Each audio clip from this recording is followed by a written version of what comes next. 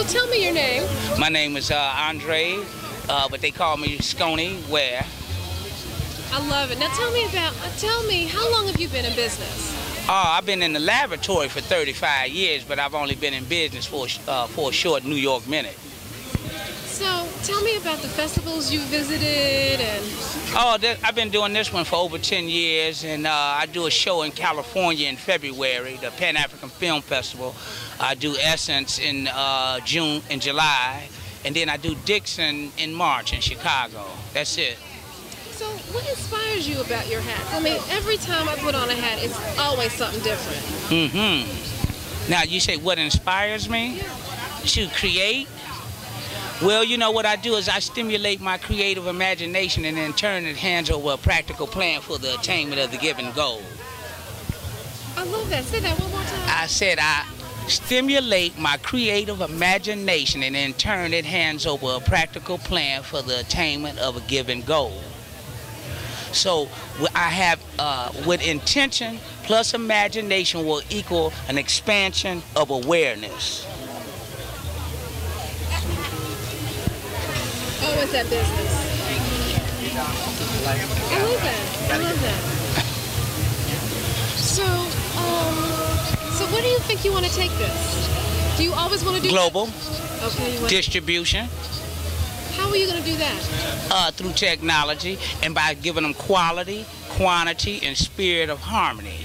Everybody wants the best, everybody wants the most, and everybody wants it with a smile. And that makes repeat and referral. That's the roads to riches, repeat and referral. What you need, baby? Okay. Okay, give me You can keep taking this. the three. This is 45, this one's 50, and this one's 25. So you got 75. I told her 20 on this. Okay, 20, you got 70, and 110. Thank you. Really 115, but make it 110. So is there any advice that you would give to, a young person getting into the business and saying, hey, I want to be creative, I want to do something? Okay, it's 3 phases to an act of an idea.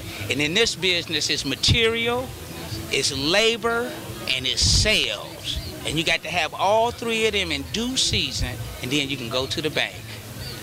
But you got to have a hot idea with that too. So what was it like when you sold your very first hat? Wow. I knew I wanted to have a manufacturing company, and I was in high school, and I bought my first sewing machine. I was making hats for $8, and I became a tailor. But the tailoring business was just too slow, the custom business. So in 1984, I came up with the snakeskin baseball cap and the beeper case. And that's how I got the name Sconi. Got it. So now, with no money down, this is how I'm building my brand. Because I don't have any backup but God, so, but I got a great team behind me. Yeah, yeah. You didn't have to go to some fancy business school? No, I got kicked out of tailoring school and I dropped out of the Art Institute. But what I did have is I had practitioners who taught me how to make money at tailoring. People who was actually in the business and took me under their wing and they taught me the business, and then it was in me. It was in me to do this. Right. So, it's been a struggle for a long time. I've been like Rumpelstiltskin, spinning straw in the gold, but I'm spinning thread in the gold. Yeah. I love it. So it took you some time to ramp up, and then what was it like when you actually just sort of got over the hump?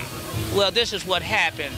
My mother passed away, and I was doing drugs, and I crashed and burned. And in 1998, I went to a rehab in New York City called ARC. Thank God for Mr. Allen and my friend Curtis Lundy, who brought me in. But Mr. Allen been in the life-saving business for 55 years uninterrupted. And he gave me a bed and 3 meals. And that gave me a chance to work on me. And this is in New York City.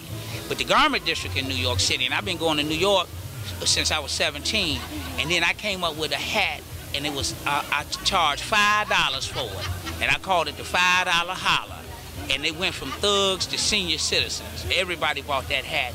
And it pumped me up to get a store and branching back into my clothes and to get back in the game. And that was like 10 years ago in 98.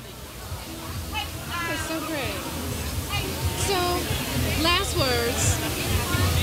would you want to leave someone with? And when they wear a sconi hat, what do you want them? What do you want them to remember about you and your hat? Oh, that this is personality.